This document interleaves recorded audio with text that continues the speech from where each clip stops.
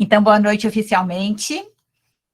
Hoje, para a gente, é um dia super especial, porque no nosso encontro virtual de hoje, nós temos dois colegas do IFC Camboriú, que é a professora Cleonice Maria Bepler e o professor Leandro Mondini, que são parceiros do programa Defesa Civil na Escola e que hoje nos brindam com a sua presença, e dois colegas da Defesa Civil de Santa Catarina, o Murilo Freta, que é o nosso meteorologista-chefe aqui da Defesa Civil, e o Luciano Peri, que é o nosso coordenador regional de Xanxerê e também embaixador do programa Defesa Civil na Escola. E ainda está conosco a Gladys e a Lígia, que são as nossas mediadoras do programa. Como hoje nós vamos tratar, então, da temática do módulo 5, nós temos muita coisa, né? Então, provavelmente que vai passar um pouquinho de 1 hora, a gente vai tentar ser bem objetivo, e nós vamos trabalhar, então, na seguinte sequência. Nós vamos iniciar com o Murilo, que vai abordar sobre as previsões, sobre o nosso sistema de alarme, de alerta, enfim, os nossos sistemas de avisos de chegada até vocês.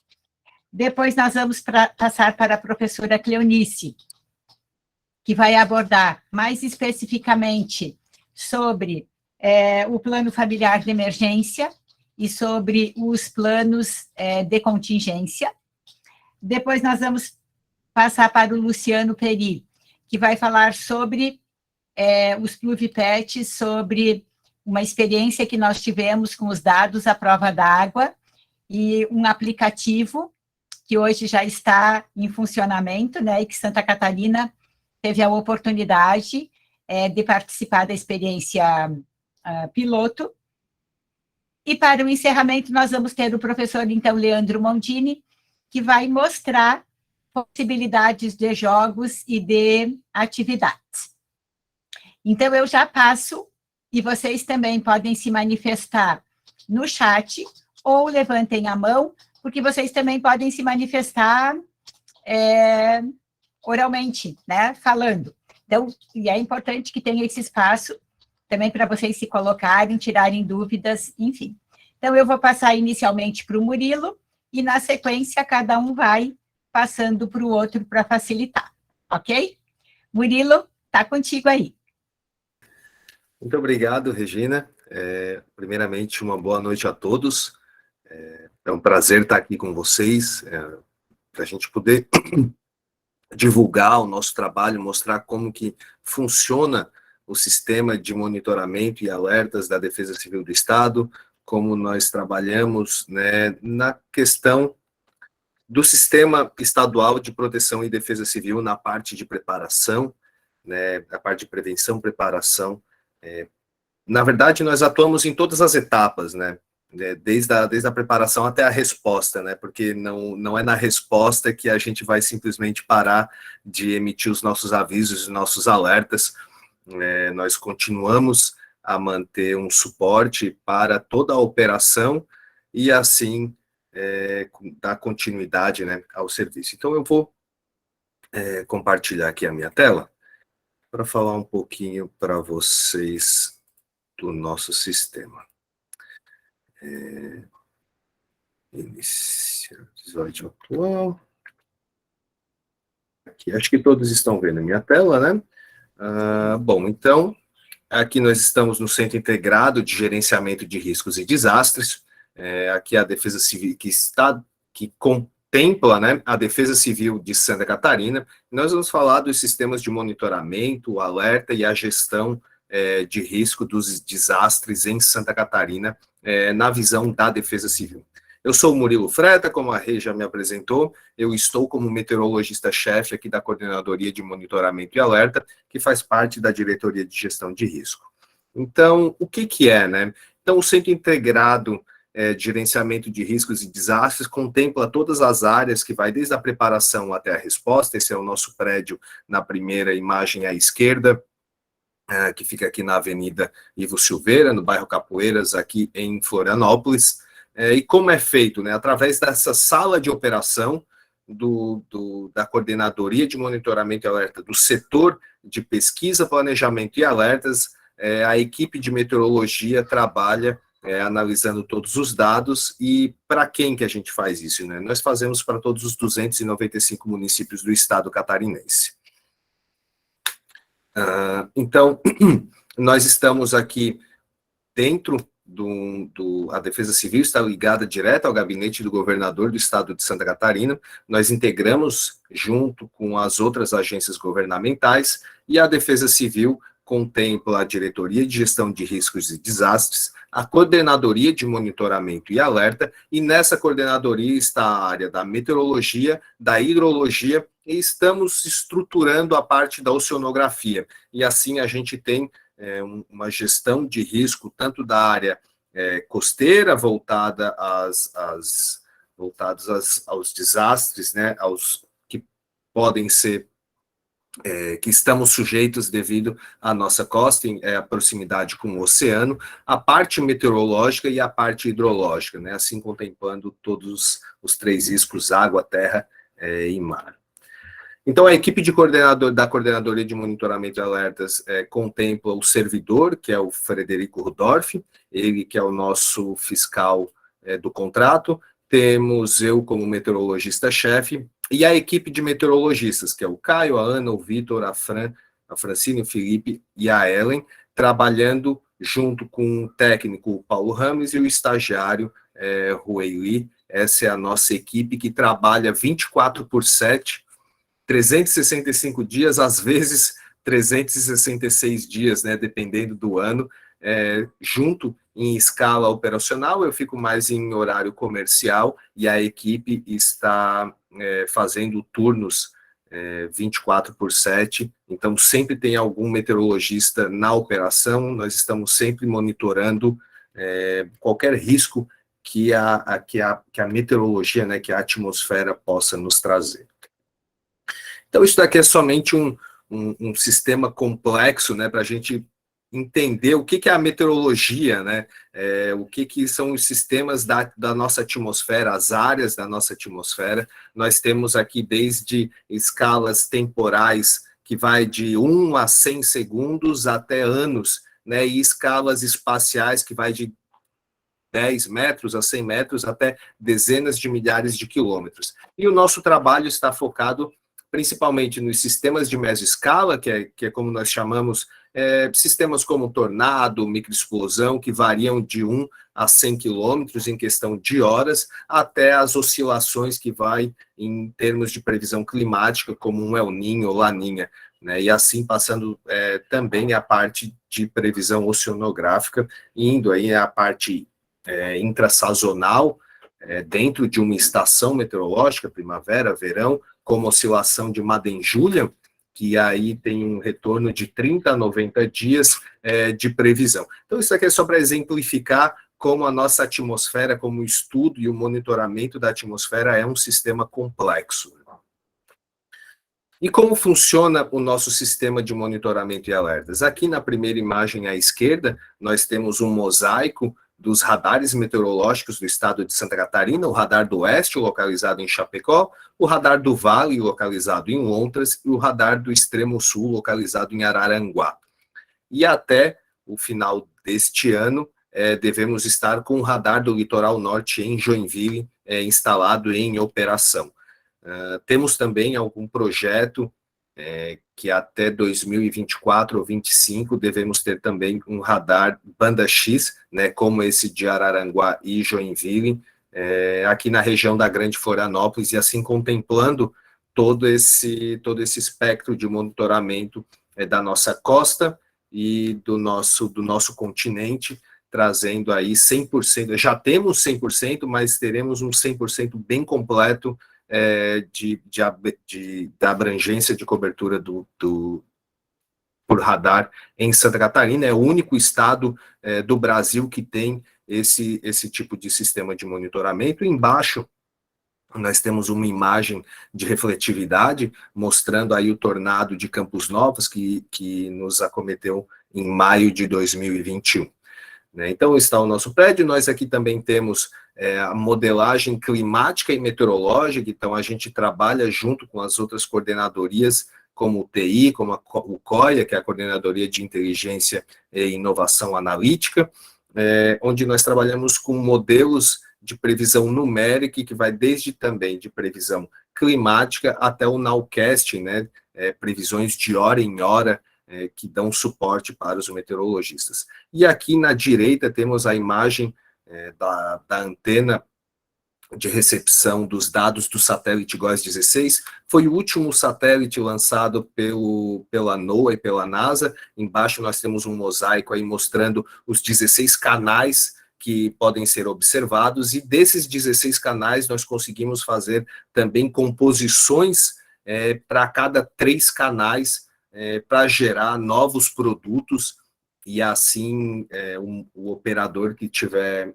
na operação, no caso, terá a oportunidade de identificar todo tipo de microfísica, de nuvens, interpretar o que está na nossa atmosfera. Então, a gente tem a capacidade de monitorar desde temporais até plumas de fumaça ou dispersão de SO2, enfim, né, produtos de monitoramento da qualidade do ar, também contemplando a parte de oceano.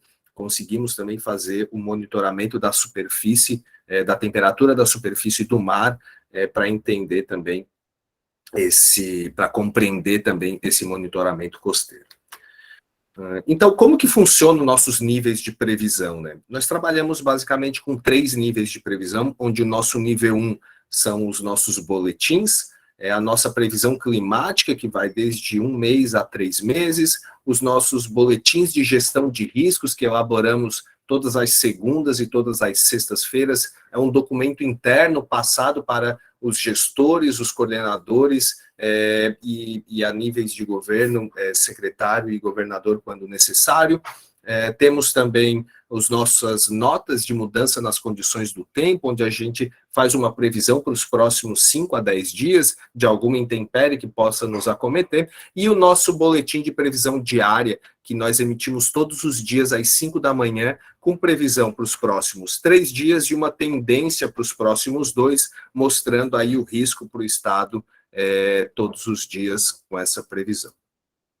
E assim, nós vamos para o nível 2 de previsão, que são os nossos avisos meteorológicos. Como que funciona? São 4 níveis de aviso meteorológico. O risco baixo, nesse caso, ele contempla só o boletim de gestão de risco, e para a população são encaminhados os níveis de observação com risco moderado, atenção com risco alto e o aviso especial com um nível muito alto, com um risco muito alto. Esse tipo de previsão ele varia em média de 12 até 72 horas, e quanto maior a proximidade do evento, maior a severidade associada ao risco. Esse tipo de monitoramento ele é feito com radiosondagens, com as imagens de satélite, com os modelos de alta resolução e as observações de mesoescalas, no caso dos dados dos radares meteorológicos, e modelos, né, conceituais.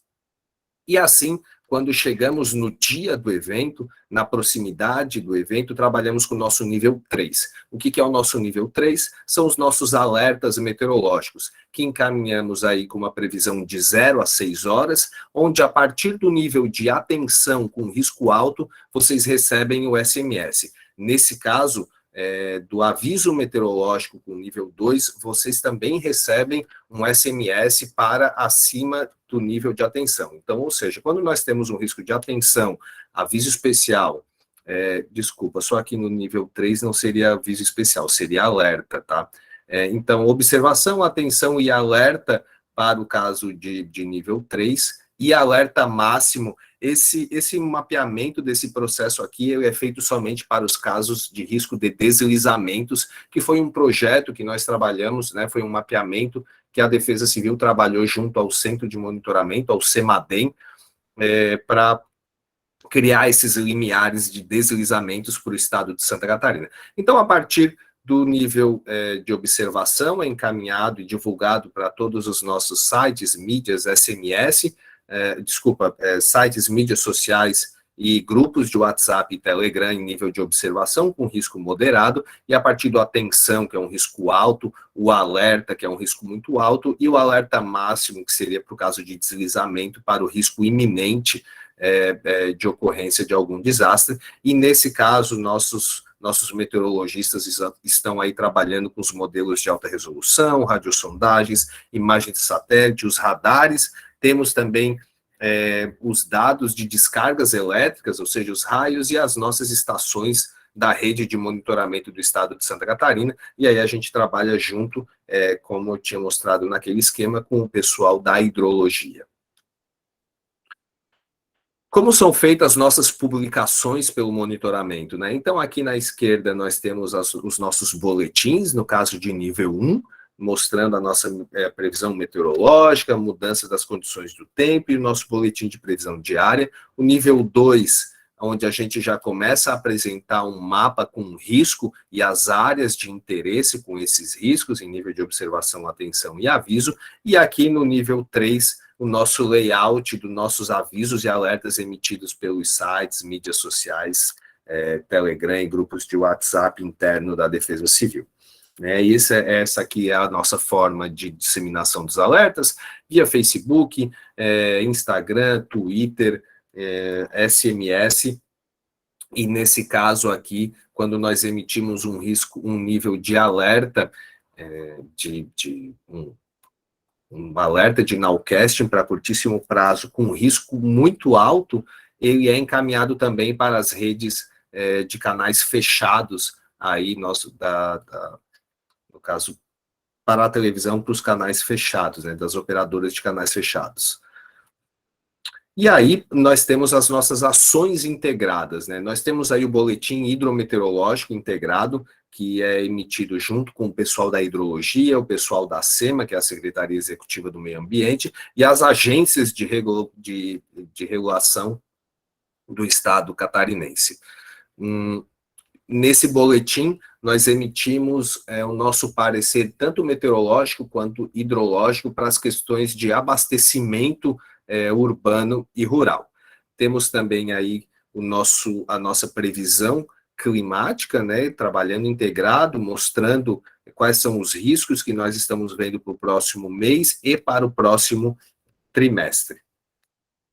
Então, esses são os nossos pilares do sistema de monitoramento e alerta. Nós aqui, como equipe técnica, fazemos a análise das áreas de risco, assim, iniciamos, então, a questão do monitoramento e a previsão através dos dados disponibilizados para gerar informação. A partir do momento que a gente gera um insight, nós emitimos via comunicação através da nossa disseminação, ou junto com o nosso ASCOM, né, com a nossa assessoria de comunicação, para que esse tipo de informação chegue na resposta e aí, junto, está trabalhando em todo o sistema de proteção e defesa civil, desde a preparação, da prevenção, da preparação, da mitigação, da resposta e da recuperação. Por quê? Santa Catarina, a gente fala, está numa localização geográfica que nós chamamos de latitudes médias, é uma posição do globo que fica próximo aos trópicos e o que a gente chama de latitudes médias, onde acomete aí toda a transição das nossas massas de ar, da questão de questão costeira também.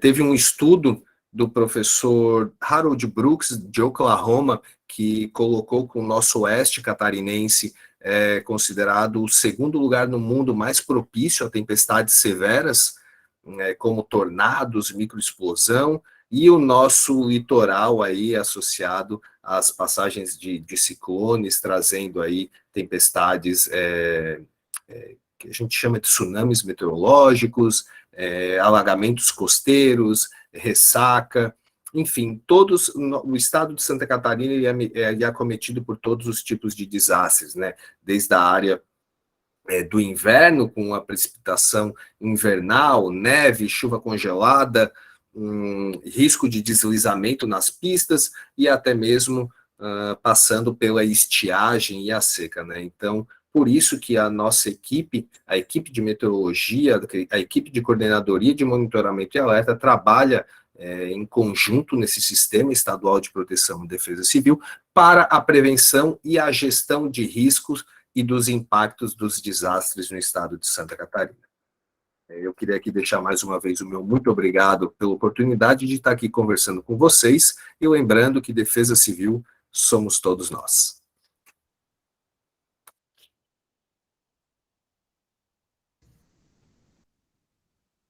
Obrigada, Murilo. Depois a gente deixa as questões todas para o final, tá bom? Professora Cleonice. Olá, boa noite a todos. Vou conversar um pouquinho com vocês sobre os Plancons, sobre PLAF e sobre pluviômetro também, e uma ideia para vocês desenvolverem um exercício com os alunos de vocês. Eu sou professora também dos cursos técnicos técnico em defesa civil e dou aula para o ensino médio em defesa civil. Então, nós somos parceiros há alguns anos aí, né, Regina? E eu vou projetar aqui para a gente não perder muito tempo, porque nós temos bastante para falar. Só um minutinho. Vamos ver se está aparecendo. Tá sim, Cléo. Está aparecendo? Uhum. Então, vamos lá, pessoal. Nós vamos falar agora sobre o PLANCON, pluviômetro e o PLAF. Como é composto no estado, só para a gente ter uma ideia, vocês já estudaram, né? Já estão aí ao longo desse ano estudando um pouquinho para poder repassar aos seus alunos dentro das suas disciplinas, mas eu quis fazer esse resuminho porque é importante nós entendermos que nós ouvimos muito falar do Plancon Edu. Então, desde março de 2020, o Plancon Edu começou a fazer parte da nossa vida.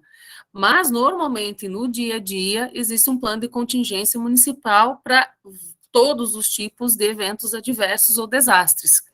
E o porquê que eu estou trazendo isso? Porque tanto o Estado, e aí eu digo os regionais também, então no Estado vocês já estudaram lá que tem diversos regionais, e um deles é o PERI, que é uma sumidade aí na Defesa Civil, e vai falar com vocês.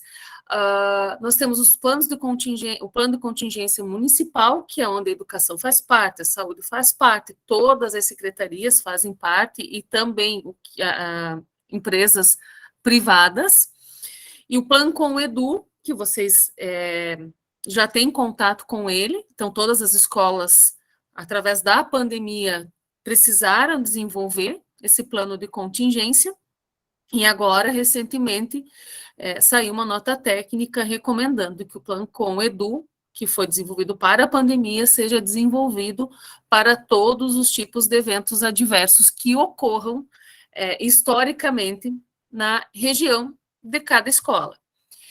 Diante disso, teve alguns exercícios que vocês fizeram no módulo passado, ou vão fazer com os alunos, para resgatar o histórico dos desastres que ocorreram na região onde vocês moram e onde vocês trabalham. E por que isso é importante? Para poder desenvolver o plano de emergência familiar.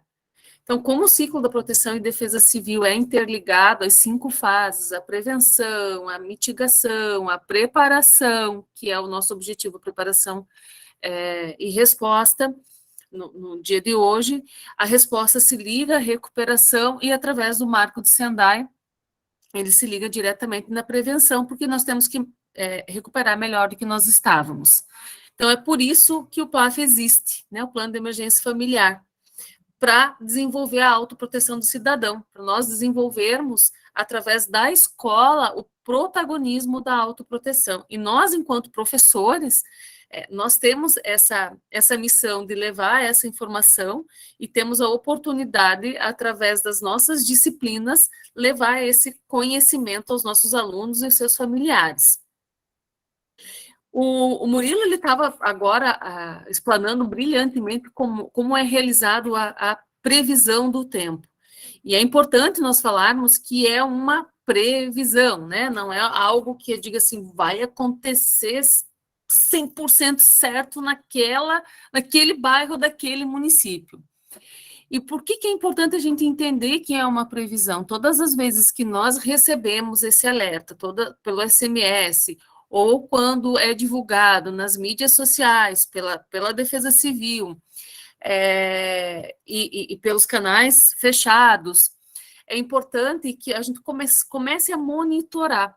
A previsão, então, para Xanxerê, ou Campos Novos, vou tirar o Peri ali da região do Peri, vou pôr Campos Novos.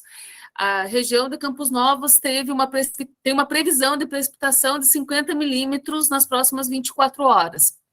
Como que eu vou saber se esses 24 milímetros realmente estão ocorrendo, aconteceu nessas últimas 24 horas, e qual é o impacto que isso traz para o nosso bairro, para a nossa cidade, para a nossa escola, para a nossa moradia? E o que a gente tem a ver com isso? Tudo.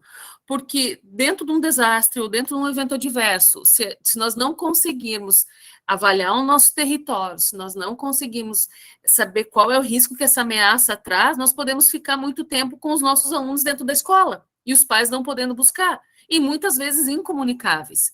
Então, é importante que nós começamos a olhar todos os dias, a fazer o nosso planejamento da semana, olhando a previsão. E se é com chuva, fazer o monitoramento com o pluviômetro caseiro, o PET, né, o pluvio PET, que nada mais é que vocês já viram, então a gente inclusive ajuda, então podemos fazer campanhas na escola e com os moradores, com toda a comunidade escolar, para fazer reciclagem. Então nós vamos catar as pedrinhas, vamos catar as garrafas PET, lembra que não pode ter aquela curvinha, né, ela tem que ser ela retinha, para poder dar certo o volume, e para termos aí uma ideia do quanto que aquele volume representa para nós, aonde nós moramos e aonde nós trabalhamos. Por que eu falo moramos e trabalhamos? Aonde as crianças, os adolescentes moram e onde elas estudam. Justamente porque nós precisamos avaliar todo o nosso contexto, todo o nosso entorno. Eu coloquei também aqui que é importante sempre estar de olho no nível dos rios e tábua de marés. Tábua de marés, para quem está no litoral, e para quem está no oeste, o nível dos rios, e para quem está no litoral, o nível dos rios e tábua de maré, porque a lua cheia, a gente sabe que influi diretamente, elevando tem os picos de marés, e isso represa os rios, né? E aí esse rio, dependendo do volume de chuva, ele pode sair da caixa e representar aí algum dano, algum prejuízo. Então, tudo isso nada mais é do que uma conjunção de fatores que vai fazer com que nós tenhamos uma percepção de riscos e nós possamos definir as nossas capacidades de enfrentamento.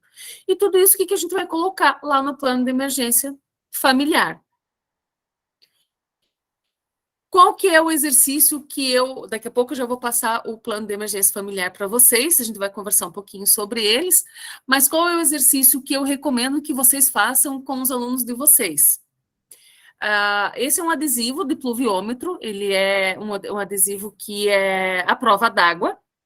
Nós temos para distribuir também, então, nós estamos já fazendo um levantamento com a Regina das escolas, para poder enviar umas amostras desse pluviômetro, desse adesivo, e os planos de emergência familiar. Se também desejarem baixar, tem tanto no Moodle da Defesa Civil quanto na página do IFC Camboriú, que vocês podem baixar os planos de emergência.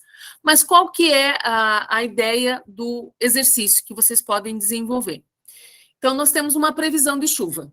Então, lá o Murilo já mandou para todas as redes que nós teremos aí um volume de acumulado nas próximas 24 horas, 48 horas, enfim, 72 horas, nós estaremos em diversos níveis de alerta ou observação ou atenção. Qual que é o objetivo? Então, vamos pedir para os nossos alunos para monitorar a cada 24 horas e vai anotando no caderno o volume de chuva diária. Importante, sempre anotar no mesmo horário, e quando chega no mesmo horário, então todos os dias às 19 horas, nós vamos combinar que os alunos vão fazer essa leitura.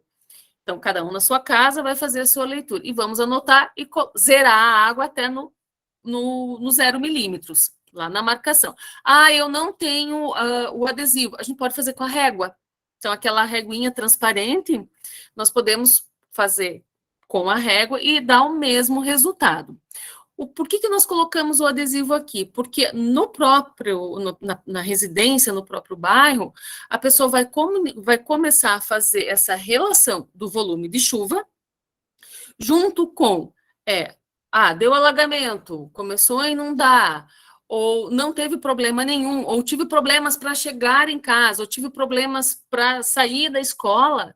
Nesse adesivo a gente já coloca, 20 milímetros, então a gente já entra em observação, 50 milímetros a gente já entra em atenção, 70 milímetros a gente já chega numa situação de alerta, e já tem todos os passos ali para acionar o plano de emergência familiar. Então, é importante que nós possamos cruzar todos esses dados, e a partir do momento que a gente tiver algumas alterações, nós vamos monitorando no adesivo. Também, o que eu gostaria de trazer para vocês aqui, deixa eu ver se só passou lá, agora foi. Vocês já podem ter tido contato com o plano de emergência familiar, que tá lá no Moodle, mas eu trouxe aqui duas situações, que é a planta baixa, que eu acho que algumas pessoas, inclusive, como é que eu vou fazer essa planta baixa? Então, eu trouxe um modelo de planta baixa. Como é que é isso? Como é que é essa planta baixa? A gente corta o teto da casa, né, de forma imaginária, e vamos olhar de cima para baixo. Eu coloquei algumas situações com um triangulinho, que é o ponto de atenção, que é o ponto de perigo, por exemplo, nas janelas do lado esquerdo. Por que eu coloquei ali? Porque pode ser janelas com grade. Então, aí vocês vão orientar os alunos. Se a janela de vocês tem grade, na casa de vocês tem grade, é um ponto de perigo, as pessoas não vão poder sair por ali. Quais são as saídas de emergência? É representada pela setinha verde. Por que eu coloquei ali na copa, tá pequenininho, vocês não conseguem enxergar? Pela janela que tem uma saída de emergência. Teve uma situação no Rio de Janeiro que a família inteira, ela conseguiu sair apenas pela janela da cozinha, porque era a única que não tinha grade. As demais todas tinham grade e a água estava entrando pela porta dos fundos, pela lavanderia, e saindo pela porta da frente. Então, foi a única forma deles serem resgatados. Por que eu coloquei também um ponto de perigo ali na cozinha?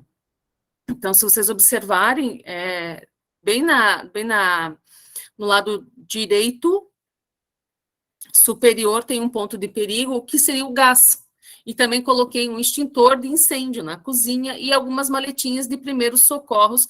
Por que é importante? Para que todo mundo da família conheça quais são as rotas, as saídas de emergência segura, quais são os pontos de perigo, aonde estão a maleta de primeiros socorros e aonde tem extintor, caso a casa tenha extintor, porque se acontece algo à noite, as pessoas saberão como sair de forma segura. Da mesma forma, eu vou trazer só alguns pontos mais específicos aqui do plano. Tem a mochila de emergência, tem o cadastro do 4099, o passo a passo, né? Então, conversar com a família, tem que determinar um ponto de encontro, isso para nós na escola, para nós no bairro, para as crianças também no bairro onde eles moram, e isso é importante envolver a Defesa Civil do município, porque eles vão poder nos dizer quais são as áreas seguras e de ponto de encontro. E no quadro de identificação e reduzindo riscos, a partir do momento para volumes de chuva expressivo, por exemplo, e nível de maré e de rio, isso entra todo o exercício que nós fizemos antes. A partir do momento que a gente identificou o risco, identificou a vulnerabilidade, nós vamos saber quais são as ameaças que, tanto na escola, quanto nas residências desses alunos, de toda a comunidade escolar, nós temos. E quais as ações que nós podemos fazer? Por exemplo, tem bairros que a gente sabe que o volume de lixo é grande e devido a esse volume de lixo que acontece alagamento. Então, o que a comunidade pode fazer para que isso não aconteça mais? Então, tem ações que nós mesmos podemos fazer junto com os nossos alunos para evitar, por exemplo, um alagamento, né? E quem é o responsável? Por exemplo, na frente da escola ou na frente da casa dos alunos. Então, existe aquela famosa boca de lobo, vamos usar o termo mais comum. Está sempre entupido. Então, a água está vindo pelo banheiro, mas se está ali, está entupido. Então, o que a gente pode fazer? Vamos esperar a prefeitura limpar? Não, então vamos estimular que os alunos façam isso com a sua família. E aí tem os demais ali, que precisamos preencher o nome, a idade, qual é o parentesco, então é pai, é mãe, qual é o estado de saúde, se tem alguém que usa uma medicação contínua, controlada, se tem algum idoso, algum acamado, algum portador de alguma deficiência, e quais são os telefones. E as ações de emergências irresponsáveis, porque nem sempre todo mundo está junto todo o tempo. Então, é importante que tenha quais são os números de telefone lá em cima e nos ações de emergência, então, quem vai fazer o quê?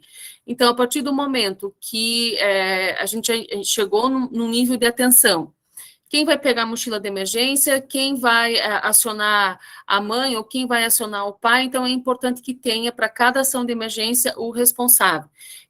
A criança tem 9 anos e tem uma criança de 4 anos. Então, a criança de 9 anos já sabe que vai ter que pegar a mochila da criança de 4 anos para levar. Então, é importante envolver toda a família e a cada 6 meses rever esse plano de emergência. E onde é que eu vou deixar o plano de emergência familiar? Na gaveta, não. Então, nós estimulamos que esse plano de emergência seja colocado na geladeira, por exemplo, um local onde todo mundo possa enxergar. E a rota de fuga externa nada mais é do que posicionar a escola ou posicionar a residência e quais são os meios seguros de sair de dentro de casa diante de um evento adverso. Trouxe para vocês aqui também o plano de emergência familiar para o Covid-19. Ah, mas o Covid está acabando. Não está, não. Nos últimos 10 dias aí nós estamos verificando que a RT está aumentando, né? A taxa de transmissibilidade. Se nós formos avaliar, nós estamos aí 5 vezes maior com a nossa RT desde quando foi que a Ômicron chegou, né? Então, nós estamos aí no mesmo patamar do mês de março. E não é só pelo Covid, nós estamos chegando no inverno e nós temos vários vírus aí rondando e só esperando para hospedar quando a gente der uma brechinha para ele. E por isso que nós continuamos a falar do PLAF Covid-19. Então, aqui ele traz várias recomendações. Ele tem na versão inglês, espanhol e tem em libras também. Por que nós fizemos em inglês e espanhol? Justamente para que os professores trabalhem outros idiomas com os alunos. E se tiver, como tem várias regiões também que tem haitianos, venezuelanos, é importante que eles também tenham acesso a essa informação. E, finalizando, eu quero agradecer a vocês, muito obrigada, e eu vou passar agora para o meu amigo Peri, que ele tem aí umas novidades bem legais para falar sobre o plugômetro também.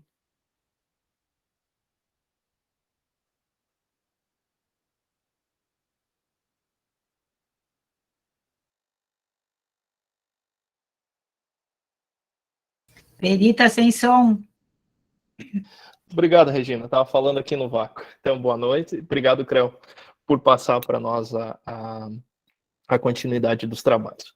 Então, é um prazer estar conversando com todos vocês. Agradeço, né, a oportunidade de estar conversando.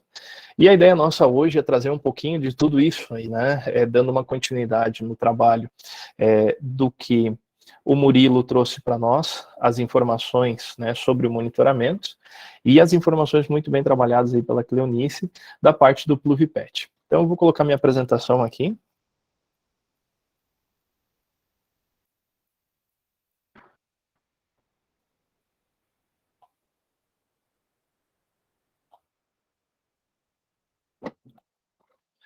Só me confirme, por favor, se estão vendo a apresentação. Sim. Ok, muito obrigado.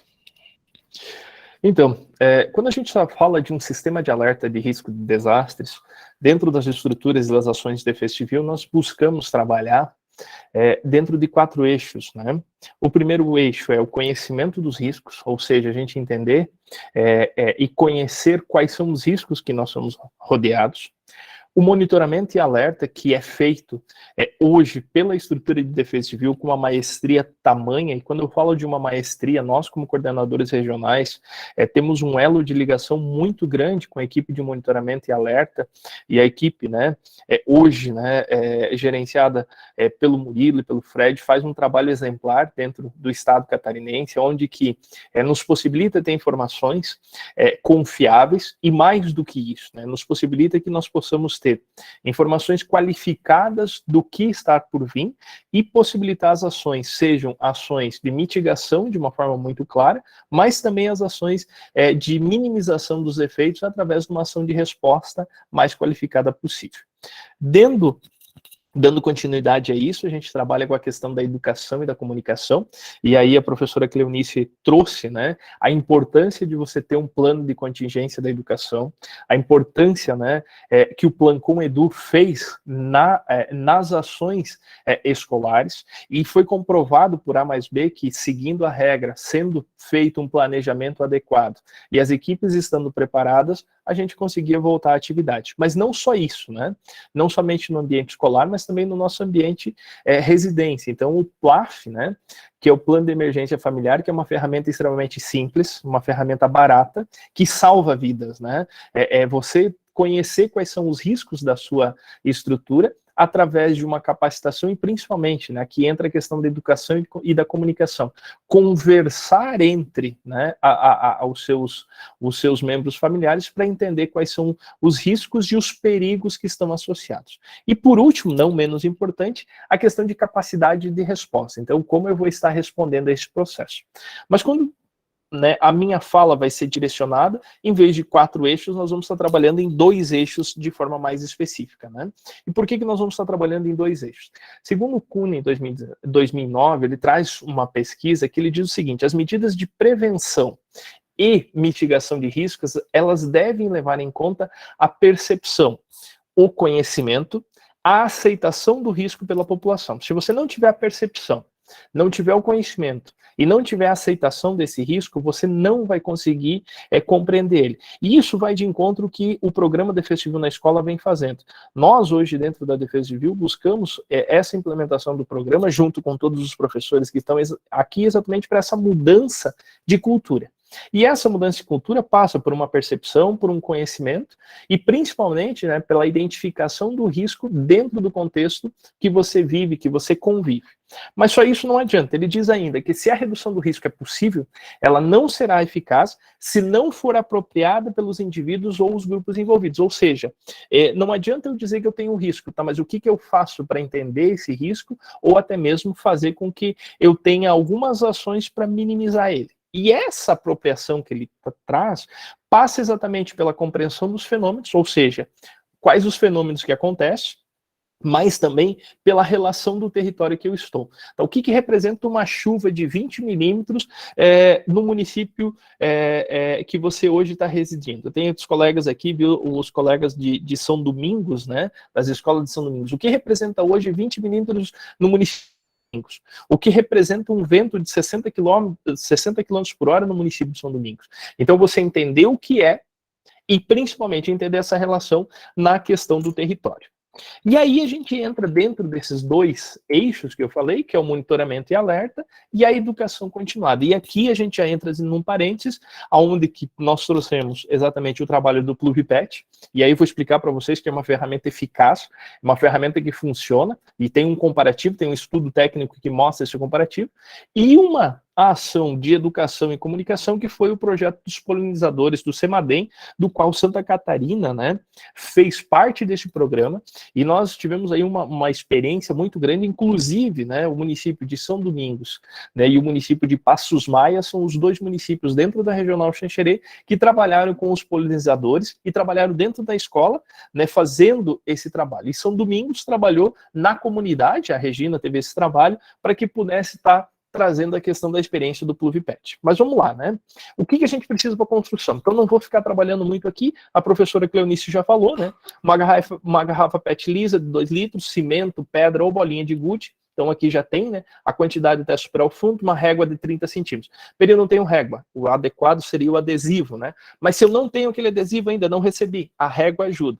O estilete para fazer um corte, uma fita adesiva para você colocar a garrafa, né, com a boca virada para baixo e a água. Mas ali você falou cimento.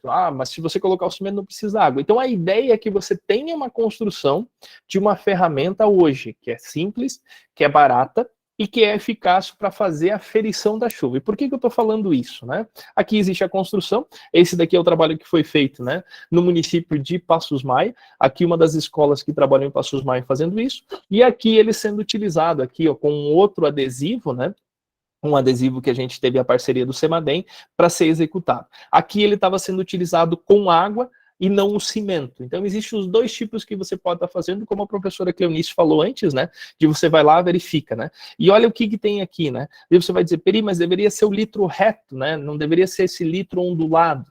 Mas eles não tinham esse litro. Então, na experiência, se aceitava essa condição do litro ondulado. Por quê? Porque naquele ambiente, naquele local, você não tinha, né? Ou pelo menos eles não tinham conseguido ter o litro reto. Então, para você ver a importância de entender um pouquinho essa lógica dentro da realidade de cada ambiente. E aí a minha pergunta é, o PluviPet, né? Ele mostra, né, a sua eficácia para fazer a ferição, para fazer a medição da quantidade de chuva. Coloque aí no chat, eu não estou conseguindo ver o chat, mas por favor, o que vocês acham? Vocês acham que ele é eficaz para fazer essa verificação ou não? O que vocês acham? Vocês acham que não, é interessante, é bonito, mas ele não é tão eficaz? O que vocês acham aí? Um minutinho para vocês me responderem. Coloca aí sim ou não, só para a gente ver se é interessante. Eu já quero estar sabendo se vocês acham que é interessante ou não. Por favor, pode colocar. Ou se alguém quiser falar, olha, eu não acho que ele faz o seu papel. Ou, olha, eu acho que ele faz seu papel. 2 aí, um que não acha e um que acha. Se quiser, pode abrir para falar. Por favor, um por vez, não precisa ser todos, né, pessoal?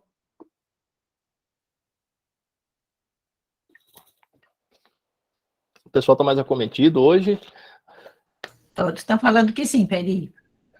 Legal, Regina, muito obrigado. E quando a gente fala que sim, por quê? Então, exatamente foi feito o monitoramento de chuvas e deslizamento em escolas públicas localizadas em uma área de risco geológico. A experiência que a gente traz foi uma experiência que foi apresentada dentro do projeto, né, dos polinizadores, que era uma experiência dentro de uma escola, né, no estado de São Paulo, né, no município de Cubatão. E aí o que acontece? Essa era a área, vocês estão vendo à esquerda aqui, era a área de risco, né? A escola estava localizada exatamente na área de risco, e eles colocaram, né, um PluviPet nessa direção, e existia, né, e foi colocado 2 PluviPets nessa direção, e também nessa área existia um pluviômetro automático. O que acontece? Foi feita uma análise e identificação do PluviPet, e durante, né, a verificação dos seus, são 4 meses que eles fizeram a verificação, foi maio de 2020, junho, julho e agosto de 2020, eles fizeram a verificação, e para surpresa, o que acontece? Olha que situação legal. Se vocês olharem nesse comparativo entre o pluviômetro automático e o PluviPet, o pluviômetro automático é o vermelho, e o PluviPet é o amarelo, né? E aqui tem uma situação interessante, né? Teve lá no dia 20 de agosto que o pluviômetro automático parou de funcionar. E o PluviPet estava funcionando, né? O PluviPet fez a legenda, fez a verificação, né? E constatou que existia condição de chuva. Então, o que mostrou esse comparativo? O que mostrou exatamente esse estudo? Que o PluviPet, sendo, né, uma ferramenta de baixo custo, né, de instalação, né, adequada e leitura, né, cuidadosa e adequada, ele traz resultados idênticos ou muito próximos da realidade. Vocês podem ver aqui no gráfico, né, que ele representa de uma forma muito, mas muito próximo à realidade da chuva.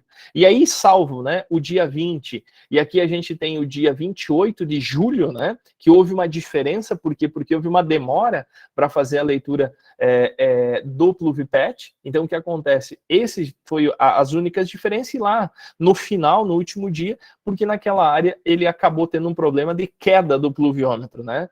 Segundo o que trouxe o estudo, ele acabou caindo, né? Então você teve essa situação. Mas para vocês verem, o pluviômetro, né, automático é confiável sim, mas o PluviPet é muito confiável e traz, né, uma informação qualificada. Por que eu estou falando isso, né? Quando a gente fala de se apoderar e adentrar essa condição de conhecer os seus riscos, é você saber o que está acontecendo. E aqui entra o conceito, muitas vezes, de ciência cidadã. E esse conceito foi abordado dentro do projeto Dado à Prova d'Água, que foi feito pelo CEMADEM, através dos polinizadores. Então aqui vocês podem ver, né, a abelha fazendo a sua polinização. E o que ela fez? Ela foi além, né? O projeto, ele visava exatamente fazer a testagem de um aplicativo para coletar esses dados. E por que eu estou falando isso? Então, hoje, as informações que são feitas no PluviPet, e aí a gente vai lançar um desafio para vocês, elas entram dentro de uma plataforma que vai para o CEMADEM, que vai para a Defesa Civil Nacional, e também, em breve, a gente está conversando para que esse aplicativo seja utilizado no monitoramento da Defesa Civil de Santa Catarina, exatamente pelo programa Defesa Civil na Escola. A segunda era uma circularidade da geração dos dados de chuva e o registro dos eventos hidrogeometeorológicos, ou seja, se existia pontos de inundação, se existia, né, pontos de alagamento, se essa relação da chuva, né, com aqueles alagamentos existia ou não.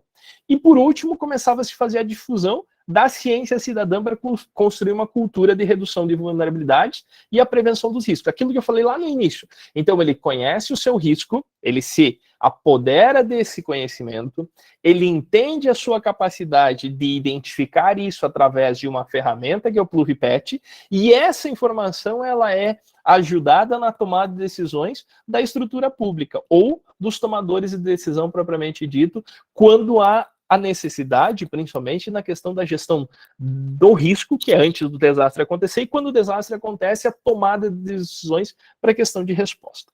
Então, esse aplicativo, né, o WPD++, ele trazia para nós área de alagamento, se tinha condição de chuva, o nível de água e do rio, e aí entra de novo aquilo que a professora Cleonice falou, então identificar o rio aqui no oeste, identificar o rio aí no litoral, a maré ser identificada é importantíssima.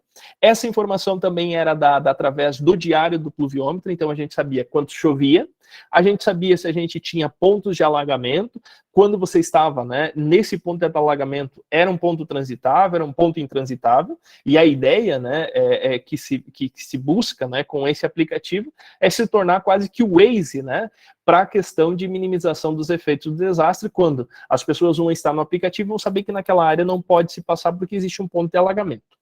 E aqui ele trazia, né, o pluviômetro. E o que é legal de tudo isso, né?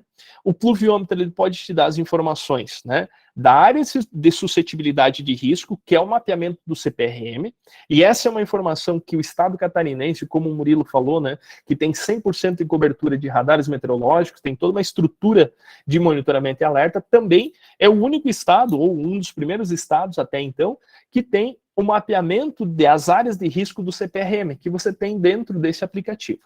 E também, junto com isso, tem o pluviômetro automático. Então, o aplicativo te dá as informações do pluviômetro automático oficial que tem dentro do seu município e as informações do pluviômetro artesanal que você vai estar utilizando. Então, isso permite que você possa, né, fazer a comparação das informações. Eu vi que teve uma professora que estava comparando as imagens, né, do satélite. Também podemos fazer essa comparação agora através do aplicativo. E isso já está em funcionamento. E o que é mais interessante, né? Ele te traz a questão da chuva, te traz a questão da curva, né, do pluviômetro, então você pode acompanhar, né, o quanto choveu, o quanto não choveu, se teve a chuva, se não teve a chuva, se foi uma chuva forte, se foi uma chuva leve, e a condição, né, da curva de chuva que vem sendo apresentada, né? Ele traz a chuva dos últimos 7 dias. E a gente pediu, mas só dos últimos 7 dias? Então depois eu já vou aplicar para vocês, apresentar para vocês a questão do site, que aí traz outras informações. Esse aplicativo, ele foi desenvolvido exatamente com a ideia de se trabalhar a inserção de informações dos pluviômetros manuais, ou seja, na maioria das vezes o PluviPet. E aí que eu lanço o desafio para vocês. O que vocês acham de hoje?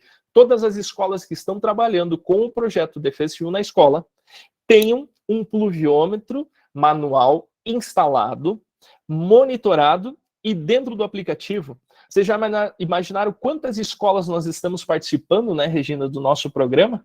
O que vocês acham? Podemos lançar esse desafio para vocês? Vocês estarem trabalhando dentro, né, da matéria Defesa Civil na Escola, podem fazer o link com as outras matérias, mas lançar o desafio de instalar o pluviômetro manual de vocês, o PluviPet, deixar o PluviPet com a leitura diária, como é o padrão dele, com as informações sendo inseridas dentro do aplicativo. E essa informação vai ser ressaltada, né, e vai ser utilizada pelo CEMADEM, vai ser utilizada pelas estruturas de defesa civil, e estamos trabalhando agora para que sejam também utilizadas dentro da Defesa Civil de Santa Catarina. Olha que informação interessante. Continuando, né? Só um pouquinho, que eu acho que a professora Roseli quer se manifestar em relação a isso. Ok, deixa eu sair então aqui, que eu estou só com uma tela. Pode falar. Boa noite, pessoal. É um prazer estar sempre com vocês. A gente tem uma troca de experiência bem legal. O ano passado a gente participou com o PluviPet, é muito interessante. Sugiro, o Rosinei fez com cimento, ficou bem legal a base, ficou bem segura. E não podia deixar de aproveitar para trocar uma figura com o pessoal. E admiro tanto teu trabalho, Luciano. Adoro. Da Regina também, mas o Luciano, eu vi até a entrevista dele na Globo News. Aí, assim, eu vou resgatar esse ano, com os meus alunos lá no meu Kids, um trabalho que eu desenvolvia na escola privada, que eu atuei por 9 anos, no Colégio São Bento, aonde que com o 6º ano eu trabalhava dinâmica atmosférica, e o que a gente fazia? Eu comprava um termômetro daquele de aquário, e a gente instalava numa árvore, e a gente fazia a leitura da temperatura diária, para depois fazer os nossos cronogramas. Outra coisa interessante, pessoal, quem é de grandes centros urbanos, a gente coletava água de chuva para fazer a medição do pH, para ver se a chuva era ácida ou não. Outra dinâmica que a gente fez, eles colocaram papel filtro colado no vidro para coletar a fuligem da atmosfera, para depois comparar. Então, eu acho que assim, ó, o 6º, o 7º é muito rico a gente fazer as atividades práticas voltadas à dinâmica da atmosfera. Então, como eu dizia ali no chat, hoje ainda eu estava passando os vídeos da Defesa Civil e estava falando de previsão e estava mostrando lá no site do IMET, né, a imagem de satélite, daí mostrei o GOES e as suas junções ali, e aí eles puderam ver as massas de ar, a umidade, daí a gente cruzou o dado.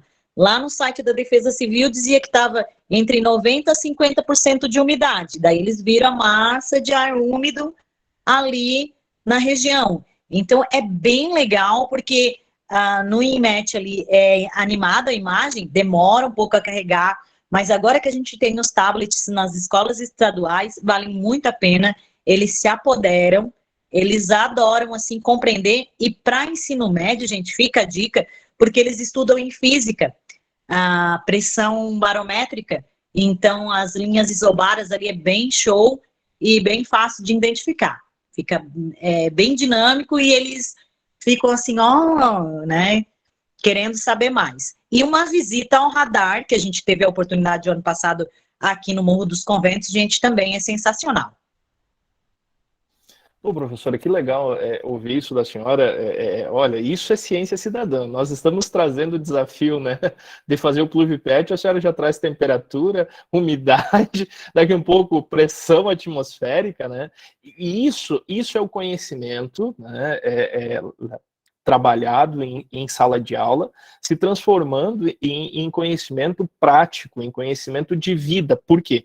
Esse conhecimento de vida, e a gente conversa muito, né, Regina, Cleonice, né, o próprio professor Leandro, que o programa Defesa Civil na Escola é um programa que salva vidas. Por quê? Porque ele prepara a estrutura da comunidade para o enfrentamento ao desastre, sim, mas ele prepara antes do desastre acontecer, que é fundamental nesse processo. E quando a gente fala dessa questão do PluviPet, é uma informação que muitas vezes parece tão simples, mas ela tem uma influência em todo o contexto, né? Se ele vai conseguir ir para a aula, por quê? Porque muitas vezes é importante ele ter o pluviômetro em casa, ele sabe que se choveu 20 milímetros, o local de acesso dele fica inundado, ele não consegue ir para a aula.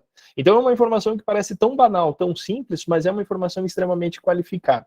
Então, professora, isso é fundamental. Daqui um pouco, né, com todas essas ideias, dá para a gente conversar, né, Regina, trocar mais informações do CEMADEM, e daqui um pouco a gente tem possibilidade de trazer outras informações. Hoje se traz o PluviPet, por quê, professora Roseli? Porque hoje a gente consegue ter uma informação de uma forma extremamente barata. Quando eu falo barata, porque ecologicamente correto, ambientalmente correto, né, a gente está trazendo aquele litro de iria fora para fazer um trabalho fundamental na questão do monitoramento da meteorologia. E também pode ser implementado outras ações como a senhora fez. Por quê? Porque hoje, quando a gente fala do pluviômetro, então vocês podem fazer, baixar o aplicativo, deixa eu voltar minha apresentação ali, né? Vocês podem baixar o aplicativo. E além disso, o que a gente achou? O que foi visto, né? Então o aplicativo estava legal, estava interessante, né? Só que o aplicativo, ele acabava tendo alguns problemas, né? Teve no início, ele não rodou no iPhone e outras situações, tinha o celular um pouquinho mais antigo, tinha outras situações. Então, o que foi feito? Foi feito exatamente um site, né? Que é o WaterProf Day, que é nada mais do que o WPD++, né? Onde que ele traz várias informações. E aí, nesse site, ele traz dados de impermeabilização. Aqui eu coloquei especificamente, né, Santa Catarina, mas ele tem um panorama nacional. Olha, para vocês terem uma ideia, 268 pluviômetros registrados, 348 repórteres cidadãos. Então, olha, hoje a gente está tendo 348 repórteres cidadãos que são colocados nos últimos 90 dias. 24 escolas parceiras até então e 13 agentes de defesa civil. Vamos aumentar esse número, né?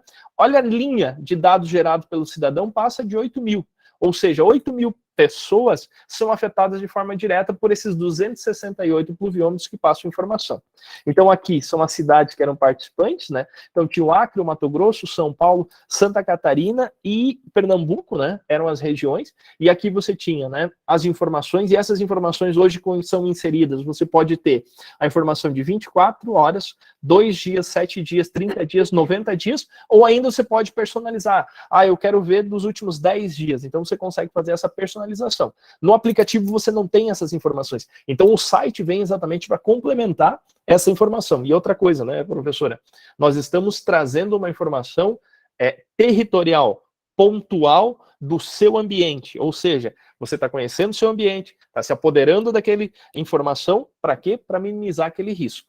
Ainda, né, dentro do contexto Santa Catarina, ele mostra aqui a quantidade de chuva, então essa média de chuva, ó, eu tirei a informação ontem à noite para fazer a palestra, a média de chuva dos últimos 7 dias, né, dos últimos 7 dias era 10 milímetros, nós não tínhamos nenhum evento de inundação e tínhamos 4 reportes. Aqui eram as informações da previsão do tempo, né, aqui ele traz com os dados do INEMET, e aqui ele traz a questão da precipitação. E olha que legal, eu posso combinar locais, então daqui um pouco eu posso ter a rede de pluviômetros dentro da escola, a rede de PluviPet, então você vai ter a rede de pluviômetros, onde que você vai ter vários pluviômetros e você consegue comparar eles aqui dentro, então você adiciona 2, 3 locais e você compara, isso para você fazer uma identificação de ambiente, chove 20 milímetros no local e não chove no outro, o que isso significa, e aqui embaixo ainda a gente tem o combinado dos dados de pluviômetro oficial e PluviPet, somente os dados oficiais e os dados de PluviPet. Então você consegue juntar os dois ou ter eles separados. Aqui ainda entra uma outra situação que se chama as manchas de chuva, né? Então aqui tem as medições de chuva que vão sendo colocadas, vocês podem ver aqui a informação, né? Que vão sendo colocados, ó, Criciúma aqui também está aparecendo, que foram as regiões que a gente tinha informação reportadas nesse momento, e o evento de chuva que foi enviado pelo cidadão, ou seja, eu consigo identificar informações, né, em tempo real dessa situação do que está acontecendo. E aqui ele me traz o risco, se é um risco, né, mais baixo ou um risco muito alto, dependendo da cor que é colocada. E aqui, aquilo que eu falei para vocês, as áreas de risco, que são as áreas que são direcionadas, né, para o evento de inundação conjunta. Então aqui você tem as áreas de risco, eu deixei a regional Xanxerê aqui, participando, ó, São Domingos, Abelardo, Ouro Verde, Xanxerê, Faxinal, Lajeado, Marema, que é a região que tem onde que a gente tem a identificação das áreas de risco. Então esse é o site que traz para nós a informação, e eu fecho a minha fala dizendo o seguinte, né, a preparação contínua, que é hoje o objetivo da minha fala. A história da humanidade, ela se torna cada vez uma corrida entre a educação e a catástrofe. As pessoas que não têm, né, ou que não buscam ou que não têm a condição de ter um conhecimento para minimizar os efeitos, acabam sofrendo a catástrofe. Isso é uma frase do Herbert George Wells. Ele traz exatamente uma visão da mudança de conceitos e principalmente a mudança de culturas, e eu fecho agradecendo, dizendo que Defesa Civil somos todos nós e juntos somos mais fortes. Quero passar para o professor Leandro para dar continuidade à fala de hoje.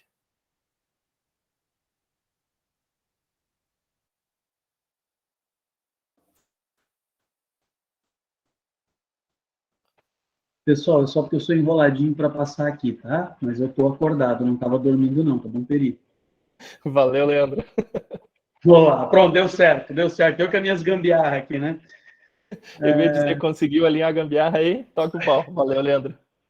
Valeu, vamos ver. Pessoal, estou compartilhando a minha tela inicialmente com vocês, porque eu tive que fazer uma gambiarra aqui para poder mostrar o que eu precisava aí mostrar para vocês na noite de hoje. Então, muito prazer, eu sou o professor Leandro Mondini, né? Eu sou professor da carreira do ensino básico, técnico e tecnológico aqui no Instituto Federal Catarinense, no campus Camboriú, junto com a professora Cleonice. E além da minha função primária aqui dentro da escola, que é ser professor, né, eu também coordeno um laboratório aqui, que é o laboratório IF Maker. Lá no finalzinho, se houver tempo, eu converso um pouquinho com vocês sobre isso, porque o IF Maker ele abre uma porta bacana para as instituições de ensino. Então, de repente, seria legal para a gente verificar parcerias, né, ou situações onde a gente possa ajudar vocês em alguma demanda de vocês. Mas vamos lá, e o que eu quero conversar com vocês hoje? Falei já lá no começo que eu sempre fico com os brinquedos, né, Regina? A parte que me cabe é brincar. Eu gosto de brincar. Eu não gosto de falar de coisa séria, que nem o Peri, a Cléo e tal, né? Que são gente séria, adulta, madura, né? Eu gosto de brinquedo.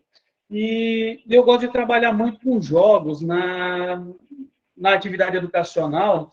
E aí, assim, dos jogos que eu gosto de aplicar, pessoal, eu vou já compartilhar, então, com vocês aqui a minha mesa, né, só para vocês terem aqui uma noção da mistureba de possibilidades, né? A gente tem aqui uma gama enorme de possibilidades. Aqui eu tenho jogos, desde jogos comerciais, como esse jogo aqui, esse jogo aqui, esse jogo aqui, até jogos que a gente desenvolveu dentro da escola, como esse jogo aqui, foi desenvolvido aqui dentro da escola. Existe um outro jogo, depois que eu quero apresentar para vocês também, que foi desenvolvido aqui dentro da escola por uma estudante de matemática, ela será professora de matemática, ela desenvolveu um jogo aqui dentro bem interessante. Esse outro jogo aqui atrás também foi um jogo desenvolvido aqui por nós. Mas, né, qual é a função desses jogos, Leandro? Então, esse jogo aqui, por exemplo, ó, né, falando dos comerciais, por exemplo, só para contextualizar vocês, dentro dos comerciais eu gosto bastante desses três aqui. Um se chama Fotossíntese, o outro se chama Pandemia, né? E o último se chama Flashpoint. Por que eu sempre gosto desses jogos? Eu dou aula para o curso técnico em defesa civil, né? E aí, com o jogo aqui, com esse jogo Fotossíntese, por exemplo, eu consigo trabalhar com os estudantes conceitos de conservação ambiental. Né? Ele é um joguinho simples, ele tem uma mecânica muito simples, onde eu planto uma árvore, se ela atrapalha o crescimento da outra, eu estou prejudicando, então, o desenvolvimento da floresta, né? Eu não posso misturar de forma aleatória as mudas e tal. Então, o jogo ele tem uma dinâmica muito completinha nesse sentido. E aí, assim, não sei se vocês conseguem ver, mas ele tem, por exemplo, aqui a incidência do sol. Esse sol ele vai circundando aqui o tabuleiro. Então, esse aqui é um jogo que eu gosto bastante, por exemplo, né, para indicar importâncias e particularidades, né, do meio ambiente e tal. Só que ele é um jogo simples, ele é um jogo básico, raso, ele não tem, assim, uma ideia de profundidade muito grande. Mas, para introduzir o pessoal da Defesa Civil na utilização de jogos, eu gosto dele bastante. Essa aqui, ó, é a caixa do jogo. Eu não estou dizendo que vocês comprarem, não estou dizendo que eu vou dar de presente, não é nada disso, pessoal. É só mostrando, mesmo apresentando, né? Vocês entenderem que daqui a pouco um brinquedo que você tem em casa, uma coisa, pode servir como material didático, onde pode surgir uma dinâmica dentro de sala de aula, né? Então, esse fotossíntese aqui eu comprei para brincar com os meus filhos, e eu acabo brincando com os meus alunos aqui, que são todos adultos, maduros, né? Então, é acaba sendo uma ferramenta bem bacana, bem importante. Eu vou recolher ele aqui, rapidinho, já para a gente passar para o próximo jogo. Ó. Esse aqui eu gosto muito, pessoal, é o Pandemic. Se vocês observarem, ó, ele tem aqui um mapa do mundo, né? E aí ele tem algumas cores e tal. Esses potinhos aqui são as doenças, né? E o objetivo desse jogo é erradicar essas doenças. Eu gosto muito de trabalhar aqui com a Defesa Civil em cima desse jogo, porque o jogo ele tem personagens. E cada personagem do jogo, ele tem uma capacidade, uma limitação. Ele só faz aquilo que ele sabe fazer. Né? Se eu sou um agente de comunicações, eu vou comunicar. Se eu sou um piloto de helicóptero, a minha função é transportar. Né? Então, ele tem cada elemento dentro do jogo. Se eu preciso achar a cura da doença, eu tenho todos os dados levantados, eu fiz todas as pesquisas. Agora, eu saio daqui de onde eu estou pesquisando, que é o campo, e vou para um laboratório pesquisar. Então, preciso ir lá para o laboratório. E o pesquisador pesquisa com mais facilidade. O médico cura com mais facilidade. Então, eu tenho aqui dentro cada personagem. Eu gosto de trabalhar isso com os alunos, porque isso exercita com eles, por exemplo, além do conceito, né, de doença, além de mostrar para eles a geografia do mundo, porque muitas vezes as pessoas não têm nem essa noção, né, de como é que é o planeta, como é que é o mundo, né? Eles também trabalham, por exemplo, esses conceitos que a gente usa muito dentro da defesa civil, né, onde cada um tem a sua responsabilidade. Todos são responsáveis pelo conjunto, mas cada elemento dentro da defesa civil tem a sua função, né? O cidadão tem uma função, a defesa civil tem uma função, o político tem uma função, então todo mundo tem o seu papel aqui dentro, né? E cada um só vai fazer aquilo que é capaz, do que está dentro das suas atribuições. Jogo maravilhoso, e eu ainda, a cereja do bolo é que eu comprei ele todo em inglês, porque eu gosto de desafiar os meus alunos. A maior parte dos meus alunos não dominam língua estrangeira. Então, eu gosto de desafiar eles também. Eu trago um jogo em língua estrangeira para causar ainda mais esse estranhamento, né? Causar ainda mais essa perturbação para eles. Porque eles têm que se virar, eles têm que dar o jeito dele. É pegar o celular, é olhar o que a carta está dizendo, né? Porque, afinal de contas, as cartas são os que vão determinar que é o que está acontecendo no jogo. E eles têm que pesquisar, eles têm que se virar. Isso gera uma dinâmica bem gostosa dentro da sala de aula. E olha quantos conceitos, quantos exercícios a gente está fazendo ao mesmo tempo com o estudante, né? Esse aqui, então, é um jogo comercial, tá, pessoal? Não foi desenvolvido aqui por nós e tal. Esse aqui é outro jogo comercial. O nome desse jogo aqui é Flashpoint. Se vocês conseguem ver aqui, vocês vão... Não sei se fica óbvio ou claro para vocês. Isso aqui é uma planta de uma casa. Aquilo que a Cleo pediu para vocês fazerem lá no Plancom Edu, né? Isso aqui é uma planta baixa de um edifício. Ó, eu tenho bombeirinhos. E esses bombeirinhos, eles têm que apagar esses incêndios que tem aqui dentro da casa, recolher essas fichas aqui, ó, que são possíveis sobreviventes, né? E eles têm que cuidar porque ainda existem produtos perigosos que podem explodir dentro dessa casa. Então, tem uma dinâmica dentro desse jogo aqui de tomada de decisão também. Tem uma dinâmica de que cada bombeiro, dentro da sua especialidade, é capaz de fazer uma coisa específica. Por exemplo, esse cidadão aqui, ele é um engenheiro estrutural. Então, se um bombeiro está arrebentando uma parede para acessar um lugar porque a porta estava inacessível, isso pode acontecer no jogo, o estrutural ele tem que dar um jeito de recuperar aquilo. Ele tem que saber o que está sendo feito para que não danifique a casa a ponto dela ruir com todo mundo dentro.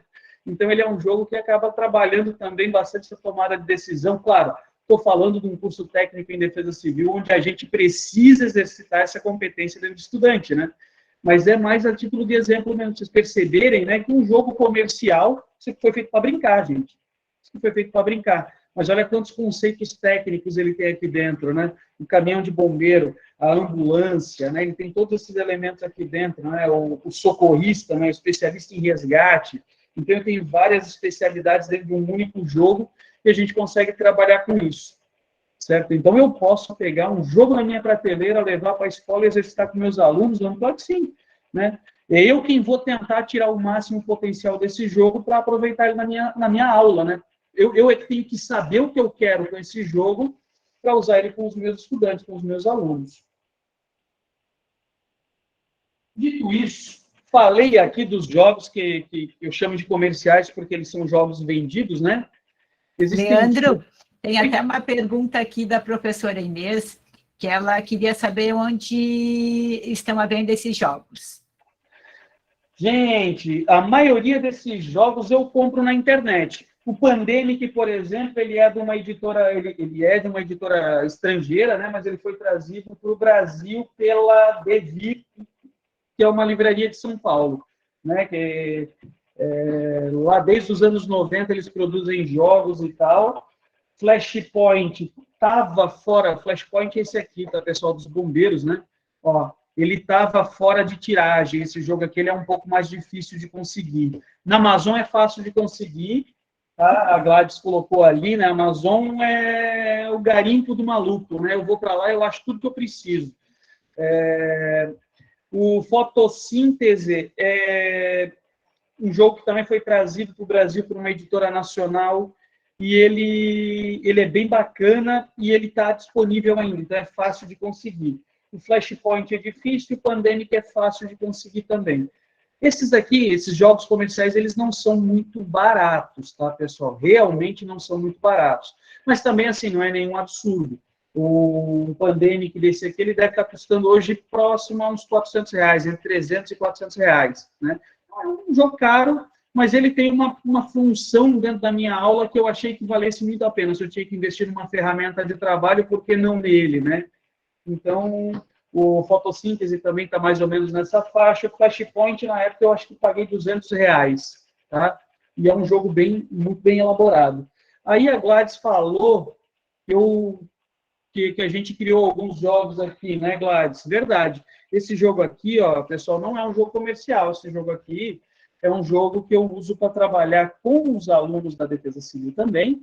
Só que esse jogo aqui ele foi criado numa Global Game Jam. É aquelas reuniões de maluco, que vai um monte de maluco lá para um galpão, e aí a gente passa um final de semana, a gente tem 48 horas para inventar um jogo, né? E aí eu não, né? A gente inventou, era um grupo de 4 pessoas, só eu da Defesa Civil, eu acabei conseguindo arrastar os outros malucos na mesma onda que eu, né? E a gente trabalhou em cima de um jogo. O tema do jogo era que a gente fosse trabalhar com o lar. E aí a gente teve a ideia de, por exemplo, montar um jogo que um núcleo familiar tivesse que sobreviver a um evento extremo.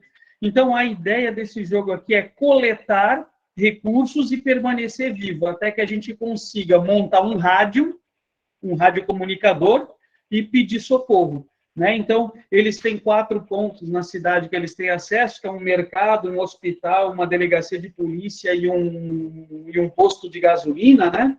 E eles têm que ficar indo para esses lugares, recuperando recursos, eles têm que cuidar porque eles podem pegar doença, eles têm que cuidar porque eles podem se machucar, afinal de contas é um evento extremo, né? Uma nevasca e tal, eu trabalhei com o tema da nevasca, né? É uma nevasca, então eles estão isolados do resto da comunidade, e eles precisam de alimento, eles precisam de água, e a ideia desse jogo é que eles busquem os recursos para sobreviver e consigam montar esse rádio. Eles vão garimpar dentro desses lugares até que eles consigam montar o rádio para sobreviver. Gente, esse jogo aqui para criar conceitos, né, dentro de um grupo familiar, por exemplo, do que é importante a gente ter num momento de crise, do que faz falta, né? E aí aqui no jogo a gente percebe, faz falta remédio, faz falta estar aquecido, faz falta ter abrigo, faz falta ter alimento, faz falta ter água, faz falta ter comunicação, né? Então, assim, eu não vou tomar uma decisão, o jogo ele tem muito disso aqui, né? Se o cara tomar uma decisão meio precipitada, ele vai se ferir, então ele tem que tomar cuidado, tudo tem que ser pensado, tudo tem que ser discutido, ele é um jogo cooperativo, né? A maioria desses jogos que eu mostrei para vocês aqui, o Flashpoint, o Pandemic e o Survive, que é esse jogo aqui que a gente desenvolveu, eles são jogos cooperativos, eles são jogos onde todos trabalham para o bem comum, né? Então é um jogo bacana, por exemplo, ele foi todo desenvolvido pela gente, né? Ó, isso aqui é impresso numa impressora laser aqui, né? Uma fichinha de peça eletrônica, né? Ó, impresso numa impressora laser. O tabuleiro aqui foi impresso em papel adesivo e eu fui colando em cima do papel Paraná. Esses dados aqui eu comprei uma caixa um kit de fazer jogos, eu dei um para cada filho e acabou me sobrando os dados, porque nenhum fez jogo com dado, aí eu só imprimi as faces dos dados, positivo, negativo e nula, né? que é o dado que a gente usa aqui, os standzinhos dos personagens, ó. Peguei uma imagem na internet, colei aqui num papel Paraná, botei um daqueles clipezinhos, sabe aqueles clipezinhos, aqueles grampos para várias folhas, ó. Isso é o que serve de standzinho, de pezinho para a miniatura se manter em pé, né? Então, esses aqui são os elementos que eu acabei usando, coisas que a gente tinha no escritório, coisas que a gente tinha à disposição na hora para montar um jogo que funcionasse, né? Que tivesse esse conceito dentro da defesa civil, que é o que a gente gostaria de trabalhar ali naquele momento. Tá, pessoal? Então, assim, vocês verem, né, que eu não dependo de ter um jogo comercial tão caro também. Eu posso criar um jogo que se adeque à minha necessidade. Vou pular esse aqui, pessoal. Estou correndo rápido. Se alguém tiver dúvida, pode me chamar. É só porque a gente já está com a hora avançada. Eu não quero judiar de vocês, porque se me deixar, eu falo ao infinito, tá bom, pessoal? Pessoal, esse aqui, ó. Esse aqui foi desenvolvido, aqueles jogos ali eu posso usar com qualquer um. Esse aqui foi desenvolvido exclusivamente para eu trabalhar com defesa civil. Vocês sabem aqueles painéis bonitos que tem lá na Defesa Civil do Estado para monitoramento de crise e tal, né? Aquilo é caro. Aquilo a Defesa Civil do Estado tem, porque teve todo um projeto para levantar aquilo. E como é que eu posso ter um desse aqui na escola, por exemplo, para exercitar, para fazer o monitoramento de uma crise, né? Com os meus estudantes, porque os meus estudantes, que serão técnicos em defesa civil, eles precisam disso. Então, a gente acabou desenvolvendo em conjunto, eu tive algumas ideias, os alunos colaboraram com algumas ideias, e a gente montou esse jogo aqui. Ele tem aqui como mapa base, aqui embaixo, a cidade de Balneário Camboriú, que eu acabei fazendo algumas alterações e adaptações, a gente dividiu em distritos e tal, e o objetivo desse jogo é fazer o monitoramento e atendimento a emergências de desastres naturais e desastres tecnológicos, né? A gente fala em desastres naturais, estou falando de eventos deflagrados pela natureza, né? Assim, que teve a colaboração do homem, mas foi deflagrado, por exemplo, por uma chuva intensa, foi deflagrado por uma queda de raio, foi deflagrado por um deslizamento de encosta, um fenômeno de sismo, né? Um fenômeno sísmico, né? Que são os geológicos, né? Então, eu tenho aqui os fenômenos acontecendo, um acidente rodoviário, por exemplo, eu consigo simular em cima desse jogo, um acidente envolvendo produtos perigosos, vazamento de produto perigoso, contaminação de manancial, né, vazamento de... E aí o aluno ele vai trabalhar. É legal, porque isso aqui, apesar de ser uma ferramenta de trabalho, funciona como um jogo. E a condição de derrota do aluno é o seguinte, ele vai ter aqui um determinado número de turnos, né, onde o jogo vai acontecer, e ele tem que conseguir respondendo a isso, ele tem que estar preparado para responder a isso. Cada vez que ele fracassa, aqui do ladinho, pessoal, ó, eu tenho um marcador que chama opinião pública. Cada vez que o grupo, ele é cooperativo, cada vez que o grupo fracassa, a opinião pública reduz. Quando a opinião pública zera, são todos demitidos. Né? A equipe não serve para estar gerenciando uma defesa civil. E aí, então, a brincadeira é essa, né? Eles têm que trabalhar cuidando, né? Então, como é que eu faço para recuperar a opinião pública, Leandro? Bom, tem uma pessoa aqui responsável por comunicação ao público, né? Então, essa pessoa tem que ir a público, informar o que está acontecendo e tal, e recuperar essa confiabilidade. Então, existem ações aqui dentro do jogo que vão de encontro, claro, com todas as etapas lá dentro da defesa civil que a gente trabalha usando o sistema do SCO, né? Então, os personagens são todos vinculados a esse SCO. Isso aqui é excelente para trabalhar para esses conceitos de SCO. E o legal é que os eventos, essa pilha aqui é uma pilha de eventos. Eu tenho infinitos eventos que podem acontecer. Eles têm aqui, às vezes eles se repetem os eventos, mas eles têm intensidades diferentes, né? Eles têm consequências diferentes. Então, a rejogabilidade, cada vez que o estudante for jogar esse jogo, é uma partida diferente. É um evento diferente, né? Então, é um jogo que me permite fazer isso e foi todo desenvolvido aqui por mim, pelos meus próprios alunos, né? Esse aqui ele já vem acompanhando a gente aí há quase 2 anos, né? Dentro do curso técnico em defesa civil. Então, ó, uma ferramenta que a gente, enquanto curso, desenvolveu para suprir uma necessidade, porque a Regina não ia me dar aquele painel que ela tem lá na defesa civil do Estado. Ela não ia me dar. Aquilo é caro, né? É presente de pai aquilo. Ela não ia me dar. Tá bom, pessoal? Então, vejam, né, que para os mais variados, objetivos, eu tenho jogos diferentes. Eu posso usar ferramentas simples, né, como ó, isso aqui é um toco de madeira com pedacinhos de cabo de vassoura, e a gente montou aqui um jogo da velha, né? Isso aqui é uma ideia que a gente pode... Pô, é que eu consigo trabalhar um monte de conceitos com os meus alunos, né? Isso aqui, andaram perdendo as buliquinhas, mas isso aqui ó, é uma tábua onde a gente fez alguns furos com uma furadeira de bancada e botou umas bolas de gude aqui. Isso aqui virou um resta 1. É um jogo matemático, né? Então, a gente consegue montar com coisas simples, que a gente tem à nossa mão, ferramentas para usar em jogo, certo? De encontro a isso ainda, pessoal, né? Eu tinha comentado da minha aluna da matemática, né? Ela não é minha aluna diretamente, ela foi só por extensão, né? Mas, ó, essa aluna, ela criou esse jogo aqui, ó. Deixa eu tentar compartilhar com vocês aqui a minha tela, só para fazer vocês enxergarem o que eu estou vendo aqui, ó. Ó, o nome do jogo é Cumbê Eurofim, né? Ela tinha duas coisas na mão. Ela tinha que trabalhar conceitos de matemática e ela tinha que trabalhar conceitos de matemática e ela tinha que trabalhar com matemática histórica. Ela optou por trabalhar com os quilombolas. E aí ela criou um jogo todo baseado em frações, onde o jogo todo é permutado. Então, tudo que ela planta, ela permuta, tudo que ela constrói é permutado pelo que ela produz. Então, é um jogo que ela acabou usando ferramentas matemáticas e um elemento histórico para criar uma ferramenta e discutir com os alunos. Eu garanto que o aluno vai achar muito mais divertido aprender frações jogando um jogo como esse, do que fazendo continha no quadro, né? Então, ó, de novo, né, a utilização do jogo de uma forma criativa para cumprir um objetivo pedagógico em sala de aula. Eu sei que, né, talvez eu esteja chovendo no molhado, talvez vocês já estejam habituados a fazer isso, mas acho bacana compartilhar esse tipo de experiência. Isso aqui é uma aluna de 20 anos que está fazendo aí o curso técnico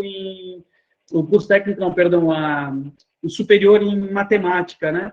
E aí ela já está, olha só como ela tem uma visão lá à frente, né? Enquanto a maior parte dos colegas daqui a pouco foram para o que poderia ser mais simples, mais prático, né? Ela acabou tomando aí uma ideia mais arrojada, ela criou então um jogo muito bem elaborado. Deixa agora eu tentar trazer aqui, ó, pessoal. Então, assim, primeiro bloco seriam os jogos pedagógicos, né? E aí eu sempre brinco que, como eu gosto de trazer brinquedo, eu trago também, então, maquetes, né? Maquetes são ferramentas muito importantes também. Isso aqui, ó, pessoal, é um jogo e uma maquete, tá? Deixa eu trazer aqui para perto para vocês enxergarem. Ó, isso aqui, alguém tinha comentado que o Pandemic era um jogo bem atual, né? Porque a gente estava abordando aí a pandemia, né, o que a gente está passando atualmente, e, bom, pode-se dizer que esse jogo aqui também é atual, afinal de contas, eu não achei que eu fosse vivenciar uma guerra, né, durante a minha vida, eu não achei que eu fosse viver para isso, mas é a realidade hoje, né, a gente está passando aí por um momento de conflito bélico. Vocês estão conseguindo enxergar aqui a minha maquete? Sim.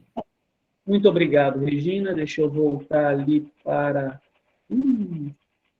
Bom, está aqui. Deixa eu voltar aqui só para eu não me perder. Bom, então, olha só. Com isso aqui, eu também trabalho com a defesa civil, né, pessoal? Tudo que eu estou mostrando aqui para vocês são elementos que eu uso para trabalhar com a defesa civil. E aqui a gente trabalha com tomada de decisão. Eu tenho aqui uma fazenda. Isso aqui é uma abstração, né? Que eu acabei fazendo para trazer uma realidade de um conflito bélico, que é uma realidade distante do nosso estudante no curso técnico em defesa civil, mas ela exercita um monte de conceitos interessantes para ele, né? Então, aqui a gente está trabalhando com um cenário menos sensível, a gente está trabalhando com a Segunda Guerra Mundial, onde eu tinha aqui a invasão da Normandia pelos americanos, depois da ocupação alemã, né?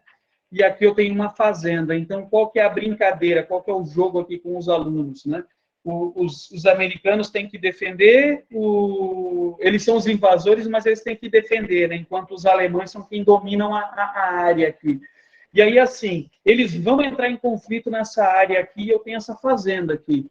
Como é que essa família vai lidar?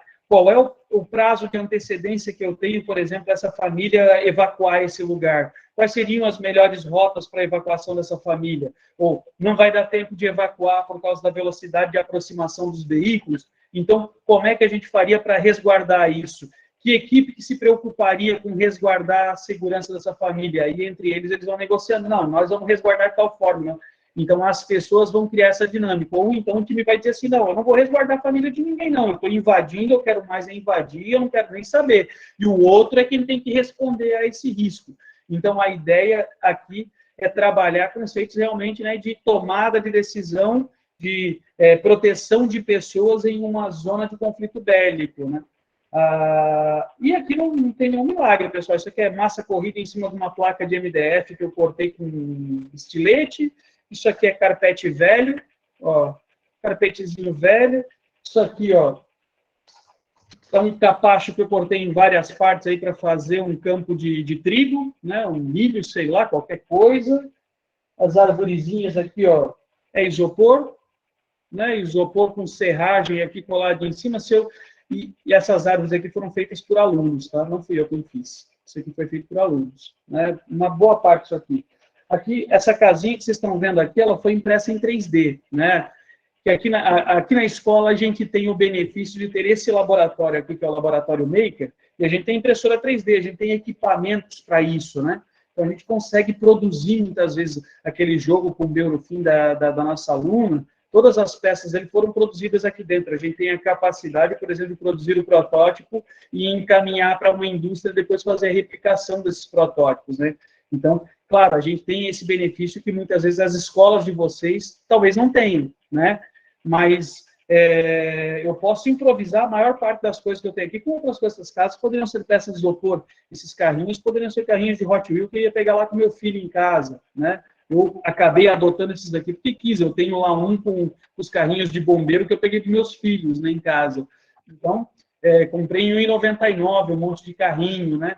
Então, a gente consegue ter ferramentas para montar uma maquete com um objetivo. Muitas vezes a gente monta uma maquete só para ser observada, né? A gente monta lá uma maquete, ela fica exposta, é bonito também. Claro, tem seu valor, né? Mas e aí, né? Quando essa maquete pode me servir também como uma ferramenta pedagógica dinâmica, não só estática, ela não está lá só para me mostrar, só para representar, ela está aqui também para me exercitar competências, né? Para me desafiar. Então, eu gosto bastante disso, e nessa pegada das maquetes para me desafiar, pessoal, tem outras duas maquetes que eu tinha elas aqui no Instituto Federal, e aí eu acabei tendo que descartar, porque durante a pandemia elas acabaram danificando, tá? Deixa eu abrir aqui a janela do navegador. Vocês estão enxergando meu navegador? Vocês estão vendo umas garrafas PET aí muito loucas? Sim. Boa. São 3 garrafas PET aqui, ó, pessoal. Isso aqui é uma maquete dinâmica que tem uma aplicação para biologia, para ciências em geral, que tem uma aplicação excelente para a gente discutir conceitos da defesa civil, que é o seguinte: qual a importância da cobertura vegetal no solo? Ó, essa garrafa PET aqui, ela está cheia de terra, todas as 3, ó, né? Só que uma tem vegetação em cima, na outra eu tenho palha em cima, né, representando alguma coisa, representando a serrapilheira, né, representando o cascalho, aquele material grosseiro que fica cobrindo o meu solo, né, aquela camada orgânica acima do meu solo, e aqui o meu solo exposto, né. E aí a gente vai derramando água aqui em cima e a gente vai vendo o comportamento. Observem aqui, ó, né, na garrafa que eu não tinha nenhuma proteção, a cor da água. Na garrafa que eu tinha uma proteção branda, já melhorou muito isso. Olha a quantidade de sólido particulado, né? Muito pouco. E ó, quando eu tenho uma cobertura vegetal, praticamente nenhuma, né? Eu consigo segurar esse solo com maior eficácia. Olha que bacana, né? Um experimento simples, dinâmico, que vai trazer um contexto, né? Uma ideia, um conceito científico bacana para eu discutir com os meus alunos, né? Eu consigo justificar muitas coisas que a gente fala em sala de aula olhando para esse exemplo. Um outro exemplo que eu acho muito legal é esse aqui, ó, né?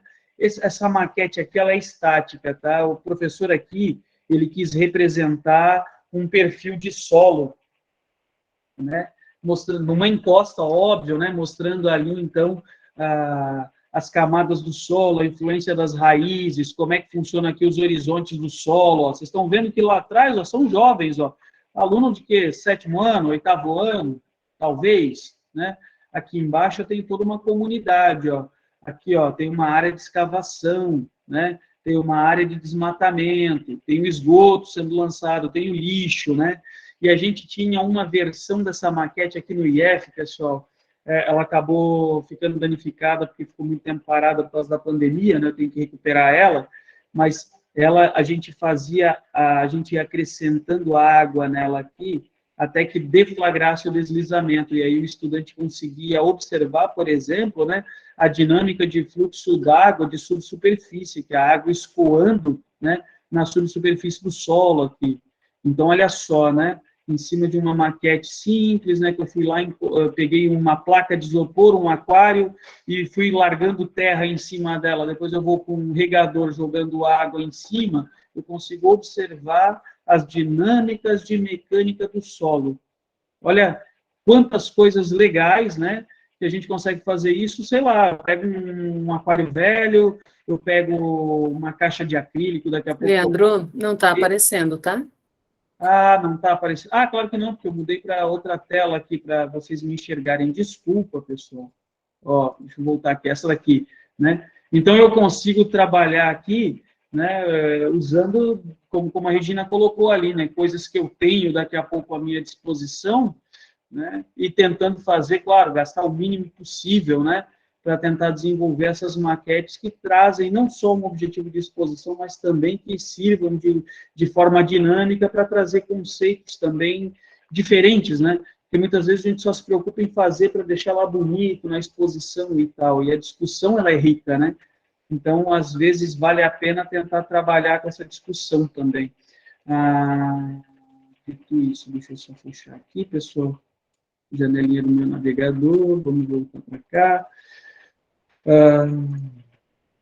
Além disso, né, eu mostrei aqui para vocês 2 conceitos diferentes, né, board game, jogo de tabuleiro, mostrei para vocês aqui as maquetes, né, que eu costumo usar, que eu costumo ter aqui comigo, e aí, ó, pessoal, existem jogos que são jogos de RPG ou jogos narrativos, né, que me servem também pedagogicamente. Isso aqui, ó, por exemplo, isso aqui me custou acho que R$25 na ocasião, quando eu comprei, o Our Last Best Hope, né?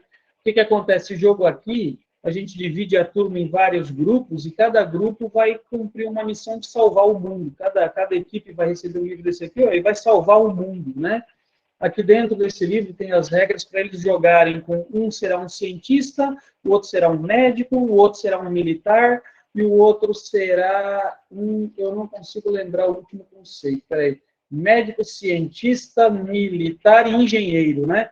E eles têm que achar a solução para aquela crise.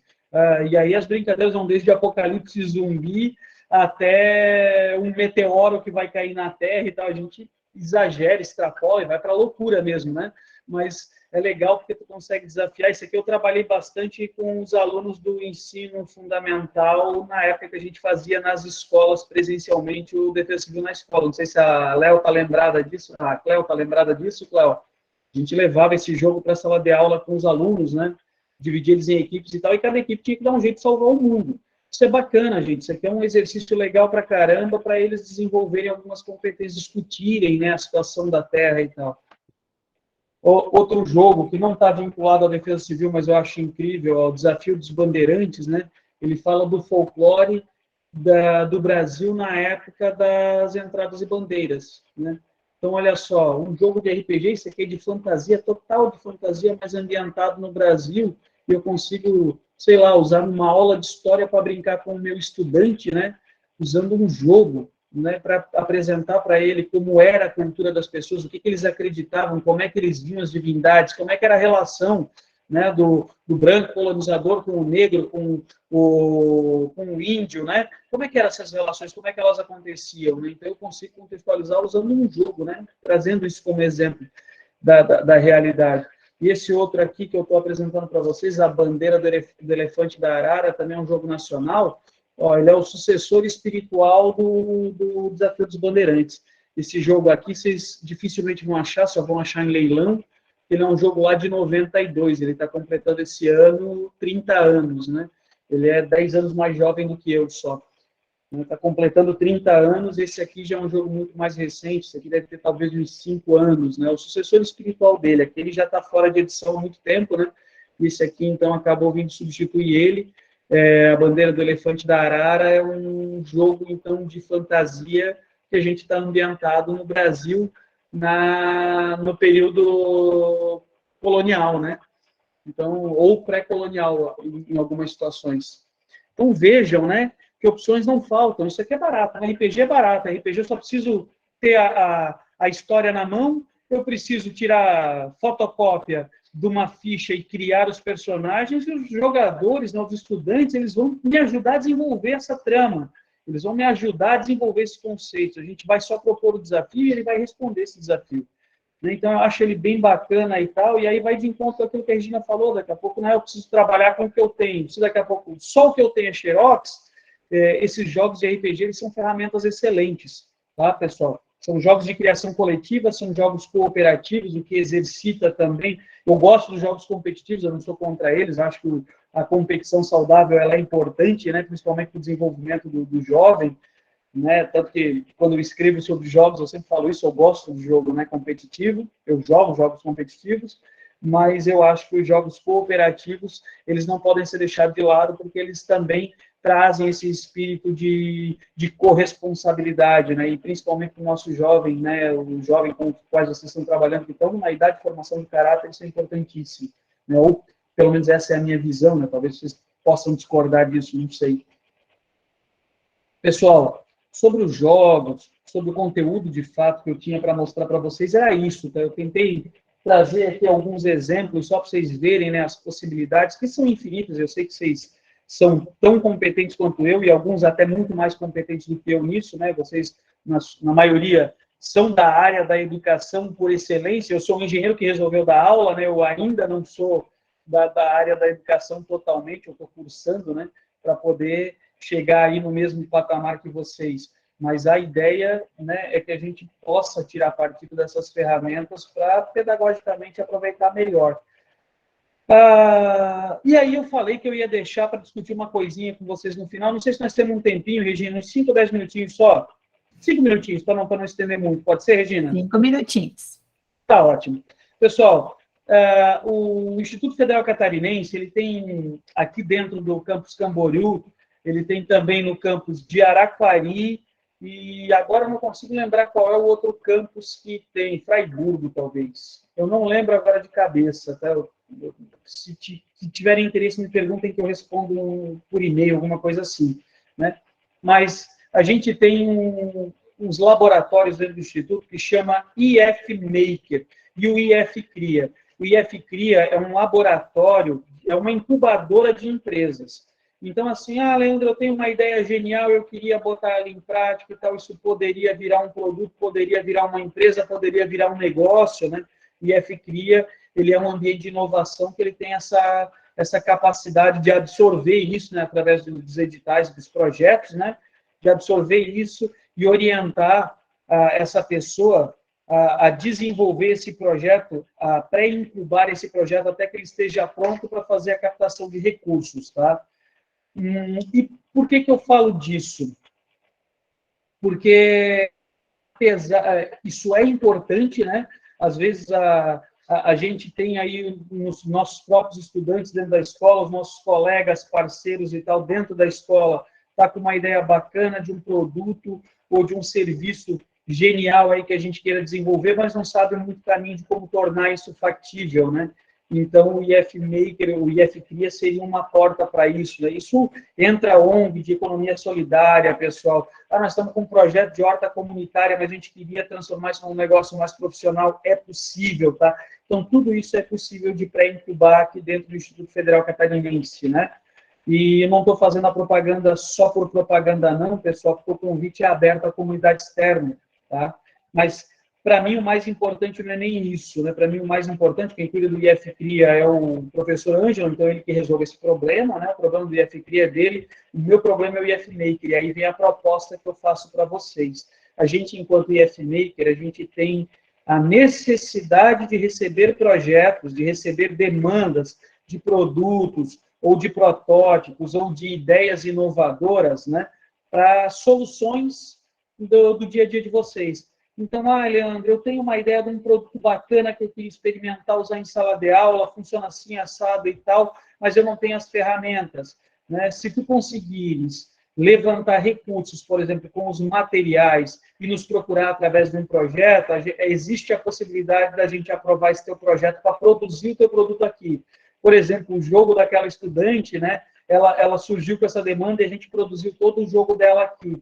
Eu não levantei fotos porque foi vacilo meu, mas o professor Kleber é um professor de física, ele queria desenvolver um instrumento para fazer um ensaio de movimento retilíneo uniforme em sala de aula com os estudantes, e a gente trabalhou com ele, então, em cima de um protótipo.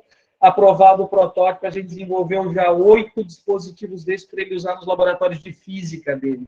Então, assim, agora vocês já não têm mais desculpa para dizer assim, Leandro, mas eu não sei ou eu não consigo fazer. Pronto, a desculpa já não existe mais. Procura um dos institutos federais catarinenses, tenta fazer uma parceria com um professor dentro do instituto, né? Monta um projetinho como esse, submete, cara, que se o teu produto for bom, se a tua ideia for bacana, ele vai ver o sol, né? Ele vai ser produzido. E isso é bacana, tá, gente? Eu não estou falando só como propaganda do instituto, porque o instituto é muito legal. Não é isso. É que a gente tem essa responsabilidade social de mandar, de devolver, né? O que a comunidade investe na gente para a comunidade. Uma das formas de a gente devolver isso é através do IF Maker, é através do IF Cria. Então, se vocês tiverem essas ideias, essas necessidades, tiverem essa vontade, nos procurem, tá? O IF está de braços abertos aí para vocês. Tá bom, pessoal? Dito isso agora, Regina, muito obrigado por esses 50 minutos a mais aí que tu me deu. Né? E agradeço a todos vocês, pessoal, por estar aí com paciência, tempo, disponibilidade aí de estar me aturando aí numa terça-feira, quase 9 horas da noite. Eles podiam estar com a família, fazendo coisas muito mais divertidas, mas não estão aí nos acompanhando. Então, muito, muito, muito obrigado mesmo, tá? De coração. Obrigada também, Leandro, a professora Cléo, Murilo, o Peri. E a gente deixa aberto aqui alguns minutinhos, se alguém quiser fazer algum comentário. Aqui o chat foi bombando, né? As pessoas foram conversando aqui. Leandro, tem algum modelo específico de projeto para encaminhar as demandas? Me mandando um e-mail, Regina, eu encaminho um formuláriozinho de proposta, tá? Do projeto. Eu vou passar aqui o e-mail do IF Maker, gente, esqueci o e-mail do IF Passei Maker. o teu já, Leandro. Passou o meu? Então tá bom. Agora deu aquele branco maroto das 9 horas da noite, e eu esqueci como é que eu sei que é IF... Não vou lembrar. Manda pro meu, que tá bacana. Manda pro meu, que tá bacana. Então, a professora Cleonice já deixou aqui, né, no chat, leandro.mondini@ifc.edu.br. Nós sabemos que estamos no adiantado da hora. Eu só vou passar para os nossos, então, convidados dar um tchauzinho. E a gente super agradece a cada um de vocês que hoje, excepcionalmente, tivemos um encontro de quase 2 horas. Tá bom? Vou passar para o Murilo, vamos fazer a sequência que foi. Ok? Murilo? Boa noite, pessoal. Mais uma vez agradecer aqui essa oportunidade de estar aqui com vocês. Peri, Cléo, Leandro, cara, demais essa apresentação de vocês, os jogos e, putz, muito legal mesmo. Obrigado pela participação de todos, obrigado pela oportunidade mais uma vez. Deixo aqui toda a equipe de meteorologia da Defesa Civil à disposição. Defesa Civil somos todos nós. Um abraço. Valeu, pessoal, muito obrigada. Nós, enquanto Instituto Federal Catarinense, somos parceiros ontem, hoje e amanhã. Então, tanto no passado quanto no presente e no futuro, #autoproteção sempre. Eu só agradecer a possibilidade de estar conversando com vocês, parabenizar a Murilo, né, a Cléo, o mago dos jogos, o Leandro, né? E muito sucesso para vocês. E o que precisarem, só nos chamar através da Coordenadoria Regional Xanxerê e as demais coordenadorias. Uma boa noite e obrigado por estarem participando conosco. Pessoal, então, mais uma vez, né? Ó, não abri aqui porque eu já desfiz o cabelo, tá, pessoal? Não, é porque eu tô com um problema na câmera mesmo, tá, gente? Mas uma boa noite a todos vocês. Então, agradeço aí de novo a paciência, né? A boa vontade de vocês estarem aqui com a gente. Muito, muito obrigado mesmo, de verdade, gente. Uma boa noite a todos. Galera, amamos muito vocês todos. Super boa noite, bom descanso. A gente sabe que vocês é que são os astros, na verdade, do programa Defesa Civil na Escola, né, as estrelas. Mandem as demandas e estamos aguardando as atividades avaliativas também até o dia 30/7. Tá bom? Qualquer coisa lá no Moodle, vamos conversando. Beijão, beijão. Tchau, tchau.